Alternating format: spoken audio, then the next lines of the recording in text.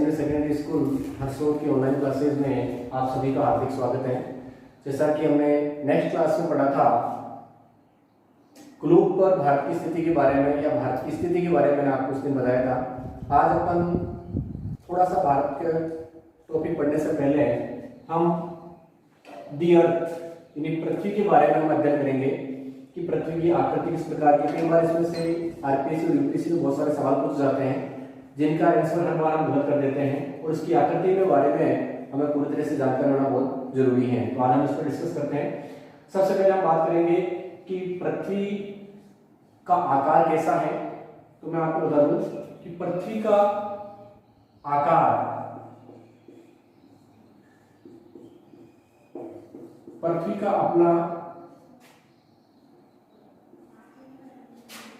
का अपना एक विशिष्ट आकार है जिसे जियोइड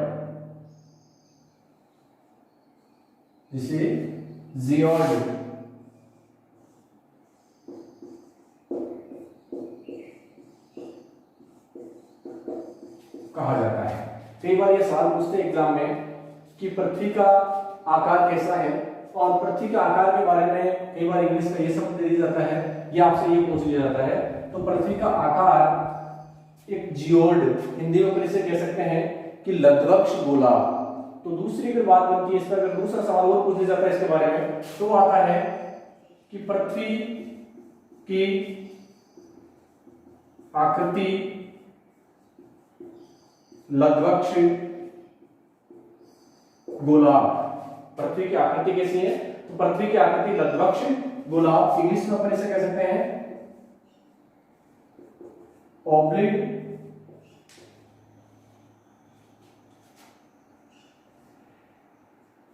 स्फीयर। तो ये भी कई बार इंग्लिश शब्द आपसे दे दिया जाता है। आरपीएससी यूपीएससी एग्जाम में सवाल आपसे कई बार पूछ लेते हैं। तो पृथ्वी की आकृति लघ्वक्ष गोला कह सकते हैं अपन इसको, या फिर ऑब्लिक स्फीयर भी कहा जा सकता है। तो ये इन दो शब्दों पर ध्यान देना, एक तो इस पर और दूसरा इस पर। ये बहुत इंपॉर्टेंट सवाल है, अधिकतर बुक्स में आपको ये चीजें नहीं मिलेगी। पृथ्वी के आकार के बारे में अक्सर ये सवाल हर बार एग्जाम में या तो अपने को लघ्वक्ष गोला दे देंगे, हिंदी में पूछते हैं, तो अगर इंग्लिश में पूछते हैं तो ऑब्लिक स्फीयर ये शब्द भी दे दिया जाता है। कई किताबों पर यूपीएससी में देखेंगे तो ये चीजें अपने को उसमें मिलती हैं। तो पृथ्वी का आकृति जो है वो जियोइड या फिर ऑब्लिक स्फीयर। तो ये अपन इसे क्यों कहते हैं, जियोइड क्यों कहा जाता है या ऑब्लिक स्फीयर क्यों कहा जाता है? तो इसकी दो रीजन है। पहला रीजन है कि इसका जो ध्रुवीय व्यास और जो भूमध्य रेखीय व्यास है, इन दोनों में डिफरेंस है। यानी भूमध्य रेखीय जो व्यास है उसकी लंबाई 12,757 किलोमीटर है, जबकि ध्रुवीय व्यास की लंबाई 12,714 किलोमीटर है। यानी कि ध्रुवीय व्यास भूमध्य रेखीय व्यास से 43 किलोमीटर छोटा है। कितने किलोमीटर छोटा है? 43 किलोमीटर छोटा है। इसका मतलब कि पृथ्वी का जो आकृति है ये भूमध्य रेखा से इस पर उभार है, उभरी हुई है, और ध्रुवों से ये चपटी है। तो इसे अपन कह सकते हैं, ये ध्रुव है, इसे अपन कहेंगे पोलर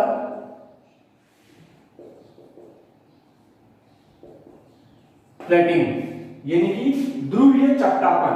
क्या कहेंगे अपन इसको? ध्रुवीय चपटापन। ये ध्रुवों से पृथ्वी थोड़ी सी चिपकी हुई है, इसलिए इसे कहेंगे पोलर फ्लैटिंग। इंग्लिश में कहते हैं पोलर फ्लैटिंग और हिंदी में कहेंगे ध्रुवीय चपटापन। अब बात आती है भूमध्य रेखीय क्षेत्र में, इसे अपन कहते हैं इक्वेटोरियल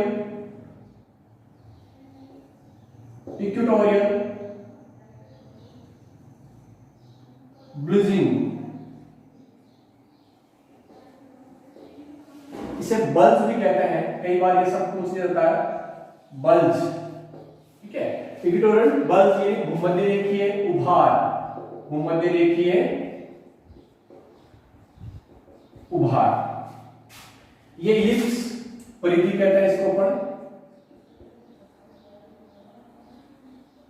या नीचे लिख देता हूं मैं,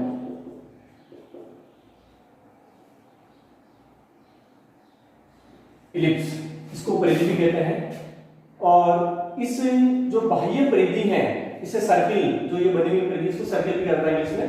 तो ये जो बाह्य परिधि है, इसकी अगर अपन लंबाई की बात करें तो ये है 40,075 किलोमीटर, 40,075 किलोमीटर। तो अपन ये कह सकते हैं कि पृथ्वी का जो आकार है वो ध्रुवीय चपटापन और भूमध्यरेखीय उभार की वजह से इसे हम जियोड या फिर लग्वक्ष गोलार्ध के नाम से जानते हैं। तो पृथ्वी की दो विशेषताएं हैं। इसमें जो बनने वाले सवाल है मैंने आपको बताए थे। एक बार आपसे ये पूछा जा सकता है कि पृथ्वी की आकृति किस प्रकार, तो विशेष आकार पृथ्वी का जो मैंने आपको बताया जियोड, इसे अपन करते हैं। दूसरा मैंने आपको बताया था कि पृथ्वी की आकृति लग्वक्ष गोलार्ध यानी ऑब्लेट स्फीयरॉइड भी इसे कहा जाता है। ये भी कई बार एग्जाम में सवाल आपसे पूछ लिया जाता है।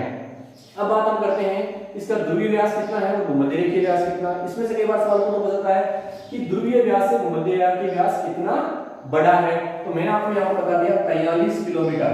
कितने किलोमीटर है? 43 किलोमीटर जो है ध्रुवीय व्यास भूमध्यरेखीय व्यास से छोटा है, या अपन ये कह सकते हैं कि भूमध्यरेखीय व्यास ध्रुवीय व्यास से बड़ा है। तो इस कारण से हम देख सकते हैं कि यहाँ ये दोनों में डिफरेंस है 43 किलोमीटर का, इसलिए इसके ध्रुव चपटे हैं और भूमध्यरेखीय थोड़ा सा उभार है। तो पृथ्वी एक चपटी आकृति से, परिक्रमण जो पथ है पृथ्वी का, तो पृथ्वी सूर्य के चारों ओर चक्कर लगाती है। परिक्रमण जो पथ है उसके समान एक बृहद परिक्रमण पथ के समान पर कह सकते हैं। तो एक लग्वक्ष गोलार्ध जिसे अपन कहते हैं, चपटे ध्रुव के चपटे हैं और भूमध्यरेखीय से देखिए इसके उभार पाए जाते हैं। अब इसके दो कारण हैं। पृथ्वी विशेषताएं मैं आपको बताता हूं। पृथ्वी विशेषताएं क्या है, इनको मैं हटा रहा हूं।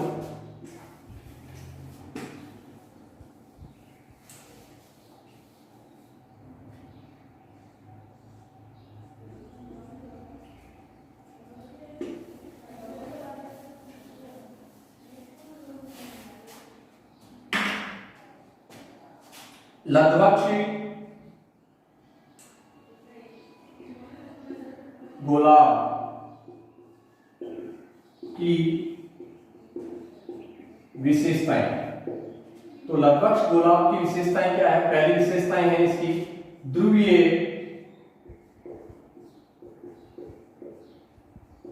चपटापन, और दूसरी विशेषता है इसकी भूमध्यरेखीय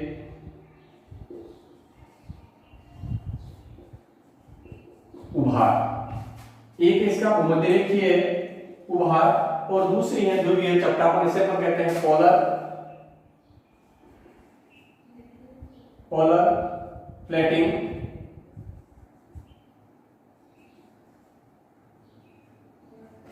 और इसको कहेंगे अपन इक्वेटोरियल बल्ज या बल्ज जिसे अपन कह सकते हैं। तो दो विशेषताएं हैं लग्वक्ष गोलार्ध की, दो विशेषताएं हैं, एक तो है ध्रुवीय चपटापन और दूसरी है भूमध्यरेखीय उभार। अब ये किस कारण से है? उसके लिए दो बल कार्य करते हैं। कितने बल कार्य करते हैं? दो बल कार्य करते हैं। पहला बल आता है इसमें, दो बल इसमें कार्य करेंगे। पहला बल कार्य करता है इसमें इस प्रकार की आकृति के लिए, पृथ्वी के लिए इस प्रकार की जो आकृति बनी है पृथ्वी की, इसके लिए दो बल कार्य करते हैं। पहला बल है अपकेंद्रीय बल और दूसरा है गुरुत्वाकर्षण बल। तो दो बल कार्य करेंगे, एक तो अपकेंद्रीय बल और दूसरा गुरुत्वाकर्षण बल। अपकेंद्रीय बल पहले चर्चा करते हैं हम अपकेंद्रीय बल पर।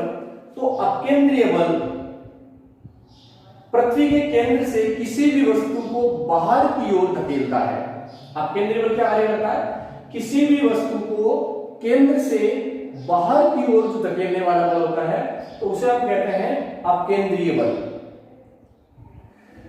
अपकेंद्रीय बल किसी वस्तु की जितनी अधिक घूर्णन गति होगी उस पर अपकेंद्रीय बल उतना ही अधिक होगा, और अगर घूर्णन गति कम होगी तो वहां पर अपकेंद्रीय बल भी कम होगा।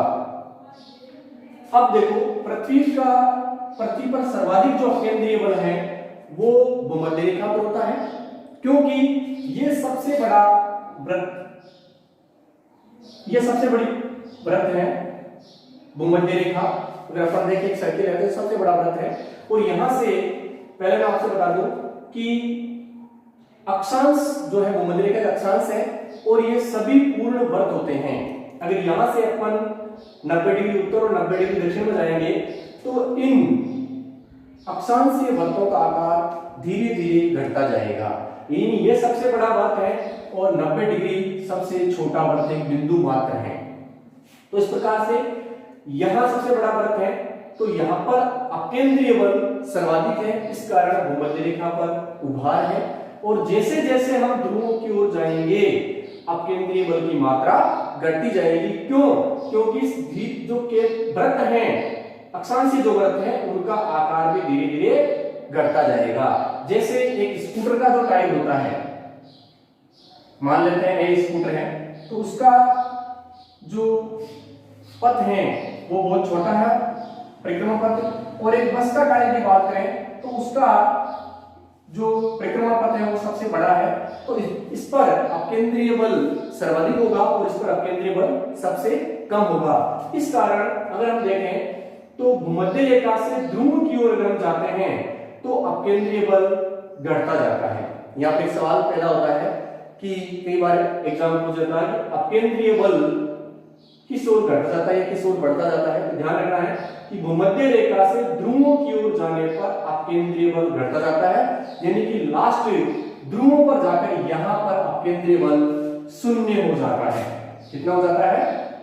शून्य हो जाता है। अपकेंद्रीय बल ध्रुवों पर शून्य हो जाता है।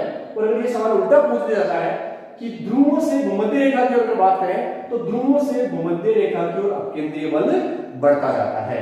क्योंकि अगर हम देखेंगे तो ये जो उभार है, यहां पर अपन देखें, मतलब जैसे मैंने कहा था कि भाई अक्षांश पूर्ण वृत्त हैं और देशांतर अर्धवृत्त होते हैं। तो यहां पर हम बात करें तो ये धीरे धीरे इनका जो वृत्त का आकार है वो बढ़ता जा रहा है। इस कारण अपकेंद्रीय बल में क्या होगा? धीरे धीरे इस तरफ ध्रुवों की ओर बढ़ता जाएगा।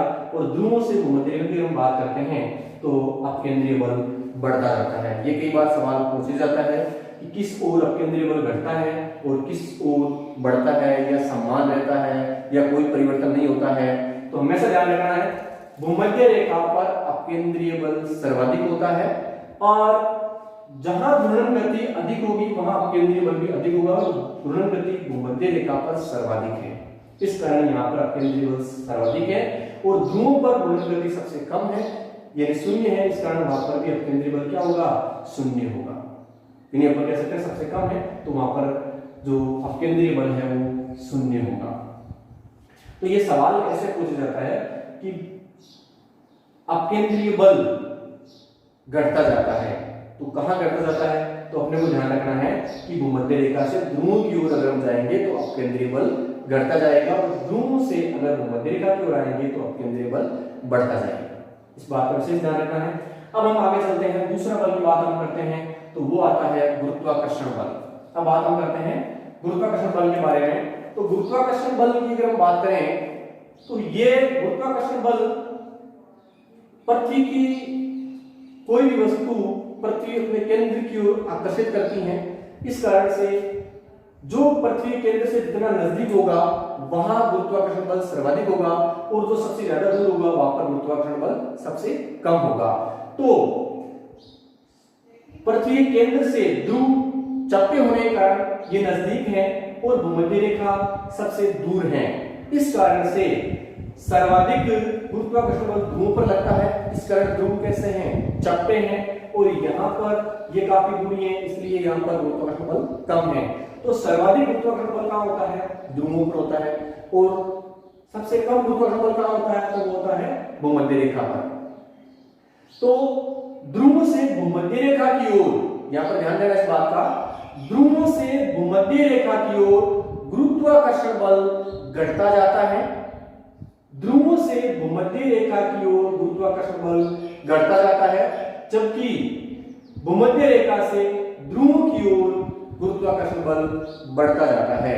तो ये इस प्रकार का सवाल भी यहाँ पर कई बार एग्जाम में पूछा जाता है कि किस ओर से किस ओर गुरुत्वाकर्षण बल घटता जाता है या बढ़ता जाता है। तो पृथ्वी के भूमध्य रेखा से, पृथ्वी की भूमध्य रेखा से ध्रुवों की ओर गुरुत्वाकर्षण बल जो है वो गुरुत्वाकर्षण बल भूमध्य रेखा से ध्रुवों की ओर गुरुत्वाकर्षण बल भूमध्य रेखा से ध्रुवों की ओर क्या होगा, बढ़ता जाएगा और ध्रुवों से भूमध्य रेखा की ओर क्या होगा, घटता जाएगा। अब हम बात करते हैं, ये थी हमारे पृथ्वी के आकार के बारे में। तो पृथ्वी के मैंने आकार के बारे में बताया था कि जियोड या लंबवक्ष गोला अपन कह सकते हैं, या ऑब्लेट स्फीयरॉइड भी इसको कहा जाता है। पृथ्वी अपने एक पूर्ण चक्कर सूर्य के चारों ओर, यह मैं आपको बताना चाहूंगा, पृथ्वी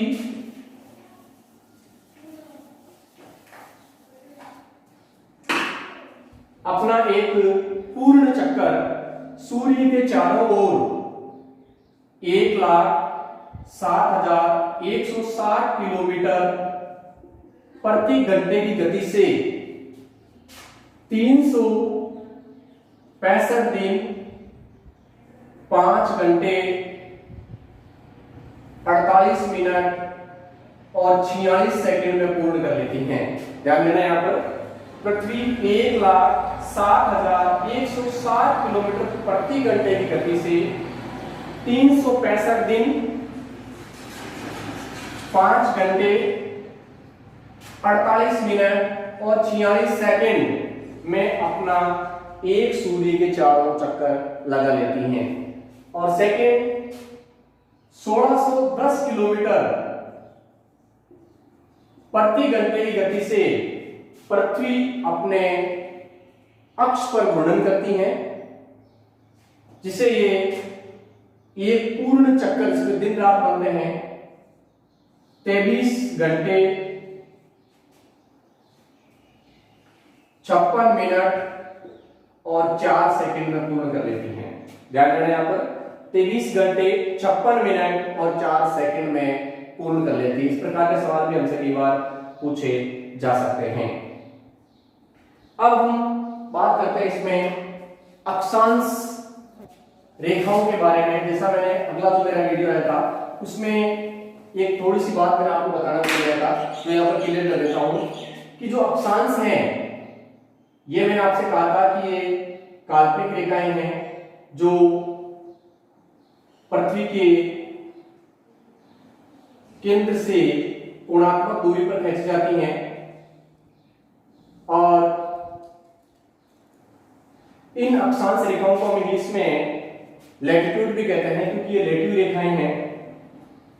और इन अक्षांश रेखाओं को कुल संख्या की बात करें, उस दिन उस वीडियो में की थी, तो कुल अक्षांश की बात करें 90 उत्तर और 90 दक्षिण में, और 90 प्लस 90, और अगर भूमध्य रेखा को जो इक्वेटोरियल है हमारी, इसको हम प्लस कर लेते हैं तो हमारी टोटल हो जाती है 181।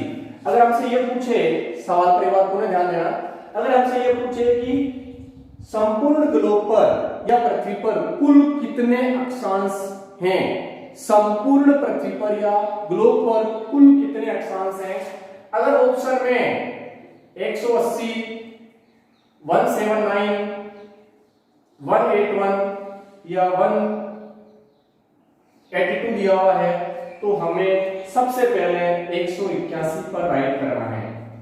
तो कुल अक्षांश की बात करते हैं तो 181 लिखना है, राइट करना है। और अगर वहां पर सवाल हमें ये दे रहे हैं कि कुल अक्षांश रेखाएं कितनी हैं, सवाल को रिपीट कर रहा हूं मैं, अगर हमें ये दे दे कि कुल अक्षांश रेखाएं कितनी हैं, तो फिर हमें 179 पर राइट करना है, 179, क्योंकि उत्तरी ध्रुव और दक्षिणी ध्रुव ये रेखा में होकर मात्र क्या है, एक बिंदु है। यानी 90 डिग्री जो है वो अक्षांश तो है, लेकिन वो अक्षांश रेखा नहीं है। ध्यान देना इस बात का, वो अक्षांश रेखा नहीं है, वो एक बिंदु है। इसलिए उसे हम रेखा नहीं कह सकते हैं। तो रेखाएं अगर आपसे पूछे तो 179 और अक्षांश कुल अक्षांश पूछे अगर उसमें 181 दिया हुआ तो 181 राइट करना है, और अगर 181 ऑप्शन में नहीं होता है तो फिर आपको 180 पर ही राइट करना है। इस बात का विशेष ध्यान रखें। अब बात मैं आपके साथ करना चाहूंगा कि अक्षांश रेखाओं, जो अक्षांश रेखाएं हैं इनसे संबंधित भी बहुत अच्छा सवाल आता है। कई बार जो आज तक कई वीडियोस में आपको बताया नहीं होगा, लेकिन यहां पर मैं आप लोगों को क्लियर करना चाहूंगा कि जो अक्षांश रेखाएं हैं, दो अक्षांश रेखाओं के बीच की दूरी भूमध्य रेखा पर, दो भूमध्य रेखा पर दो क्रमगत अक्षांश रेखाओं के बीच की दूरी की हम बात करें तो वो है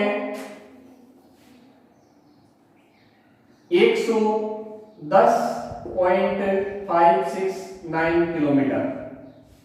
110.569 किलोमीटर दो अक्षांश रेखाओं के बीच की दूरी है भूमध्य रेखा पर।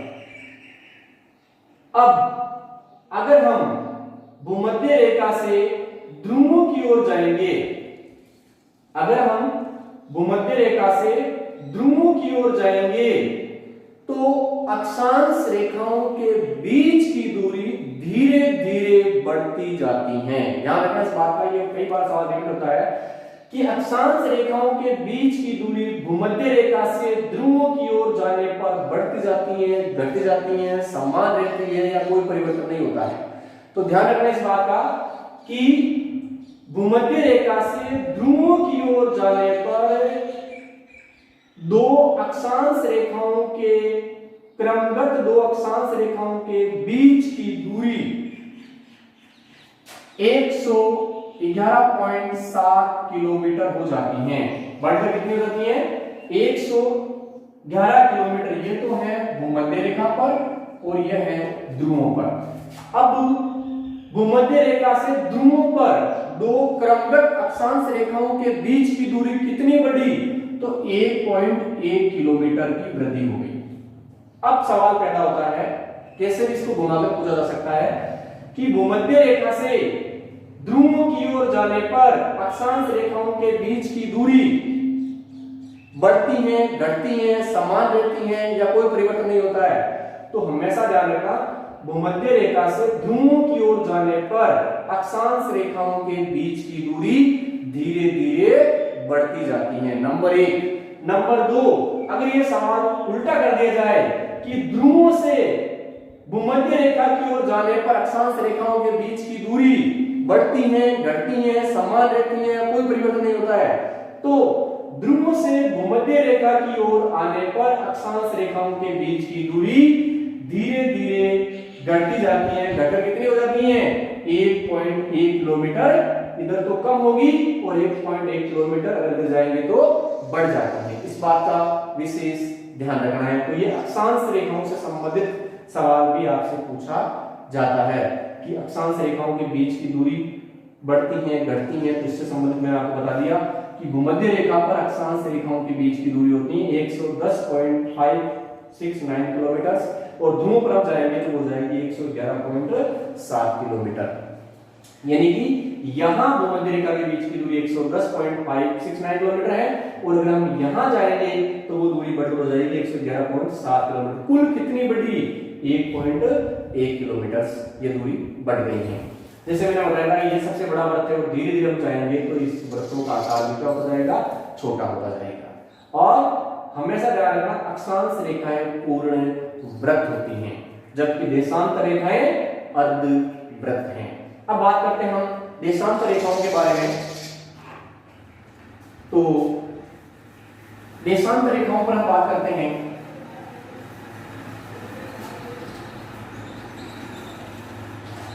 देशांतर रेखाएं भी पृथ्वी केंद्र से कोणात्मक दूरी पर उत्तरी और दक्षिण ध्रुव को मिलाकर खींची जाती हैं। ये सभी ध्रुवों से विकृत रेखाएं हैं जिन्हें हम देशांतर रेखाएं, जैसे मैंने पहले क्लास में बताया था कि काल्पनिक रेखाएं हैं और इसके बारे में मैंने आपसे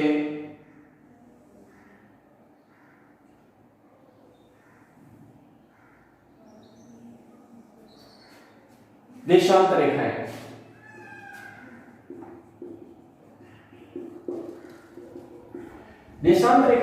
बात करें तो देशांतर रेखाएं ध्रुवों से विकृत होती हुई रेखाएं हैं जो भूमध्य देशांतर रेखाओं के बीच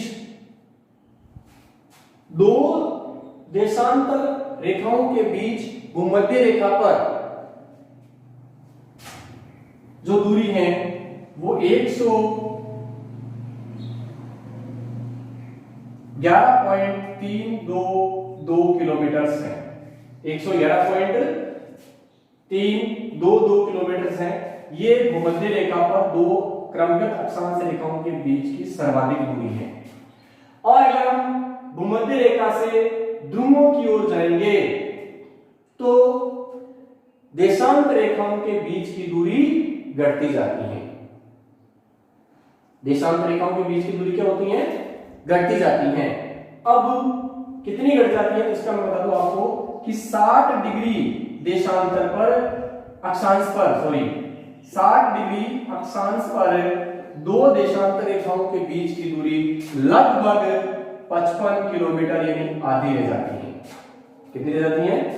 60 डिग्री अक्षांश पर दो देशांतर रेखाओं के बीच की दूरी 55 किलोमीटर लगभग आधी रह जाती है। और 30 डिग्री पर हम बात करते हैं तो वो है 95.5 किलोमीटर। 30 डिग्री अक्षांश पर बात करें 30 डिग्री अक्षांश पर बात करते हैं तो वो 95.5 किलोमीटर रहती है दो देशांतरों के बीच की दूरी।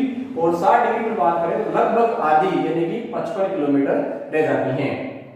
तो हम ये कह सकते हैं कि भूमध्य रेखा से ध्रुवों की ओर जाने पर देशांतर रेखाओं के बीच की दूरी घटती जाती है और ये ध्रुवों पर जाकर केंद्रित हो जाती हैं और सभी देशांतर रेखाएं ध्रुवों से विकृत होती हैं। लेकिन ध्यान रखना देशांतर रेखाएं पूर्ण वृत्त नहीं होती हैं, सभी देशांतर रेखाएं अर्धवृत्त होती हैं। यानी देशांतर रेखाएं वो अर्धवृत्त होती हैं और अक्षांश रेखाएं वो पूर्ण वृत्त होती हैं। आज के लिए इतना ही, बाकी हम नेक्स्ट क्लास में अध्ययन करेंगे।